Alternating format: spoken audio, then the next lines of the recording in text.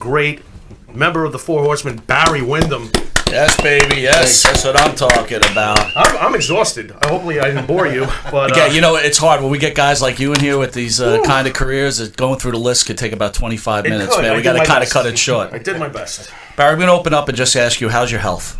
I know you had a heart attack a couple of years ago, yeah? Well, I didn't. I don't know what happened. I woke up one morning and I had fallen and I tore some muscles in my leg and I couldn't walk, and I went to the hospital. They couldn't find any heart problems, but I was there for 4 days while they tested me and checked everything, and I checked out okay. I just don't know. I guess I just had a bad day. Oh, okay. So it wasn't a heart attack. So it was not a heart attack. Okay. So you read also, there's a bunch of stuff out there saying you were on life support and all this other stuff. What happens. Just a bunch of bullshit. There you go. Well, that's good, man. One less thing in the bullshit file. Good. That's a good news. So, Barry, did you always know you're going to be a professional wrestler?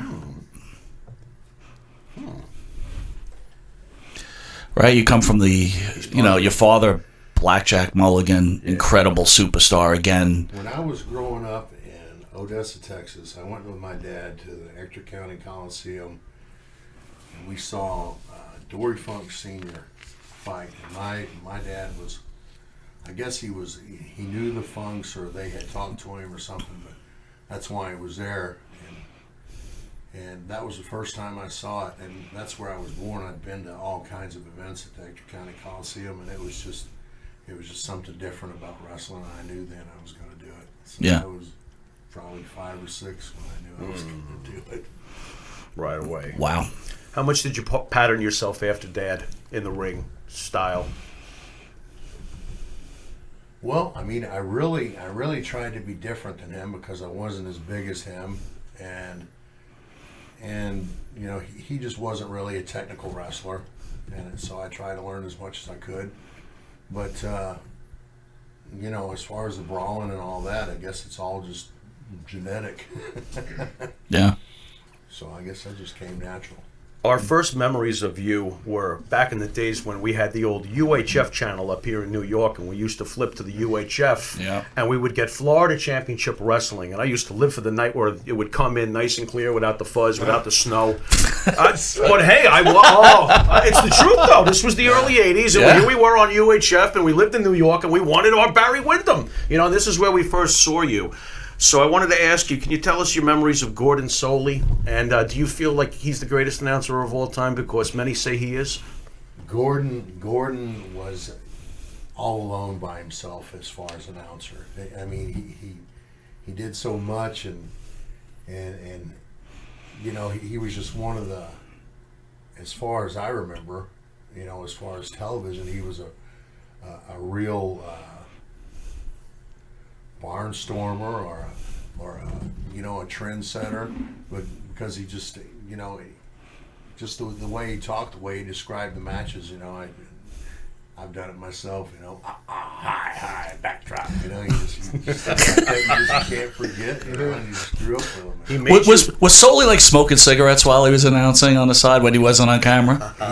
He kept this is before the big gulp. He had like a 64-ounce stainless steel cup that was gin and water, and he kept a pack of cigarettes that he smoked and drank during the whole show. And then whenever he was on camera, he was there. And he was straight. Oh yeah, that's hilarious. He came across as razor straight too. Wow. But afterwards, he was blitzed.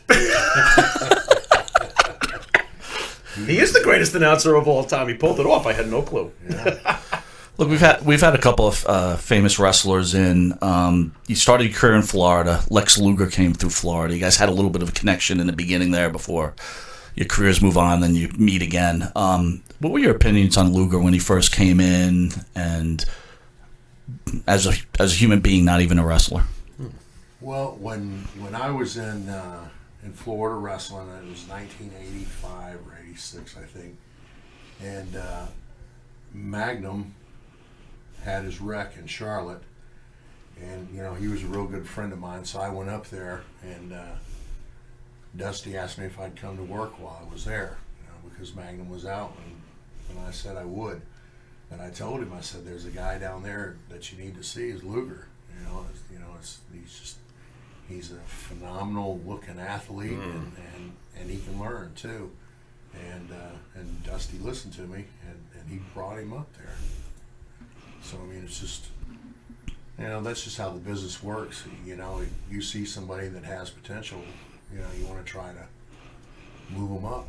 But work with them. You grew up with a wrestling family, and you hear rumors that Lugar wasn't proud to be a professional wrestler. He's kind of embarrassed of it. Did you get that feeling being involved with him? Well, I was just with Lugar last week, and he's such a different person now that, it's just... Does he get a bad rap? Even he admits, that he was that way. Okay. What did he call it? He called it flex time whenever he was being egotistical in a way. He just called it flex time. And it was just something that he called it, and his wife knew what he meant, and his friends all knew what flex time was, and that was just how he was. But he just he's a different guy now. Because your father was old school, I'm assuming, and he must have gave you those, that whole feeling, learning from him. Did that nothing like that bothered you at all? Was it a different time, or did you feel that it was disrespecting the business? No, I mean, at that point, I didn't really get that from him. It was later on, that he really developed that to where he didn't like the business. But when he was first starting out, he was fine. He was down there in Florida. So by the time the Monday Night Wars are happening, Lugar has changed a lot from those earlier days you're speaking of. Yeah. Interesting.